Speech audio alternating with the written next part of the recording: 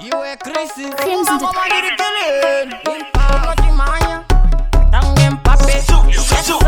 Baiwa iwa Ndika kushaiwa Mumoyo ndino baiwa Lopisa titi kunge huku ya naiwa Ndino baiwa Tenge chiri chukunge hangaiwa Nai kuna kakwaiva mawainya Nekukwenya amaima kapenga Makasikwa na nyadega Domo penga penga Unondisia nditenga Saka niwewe muru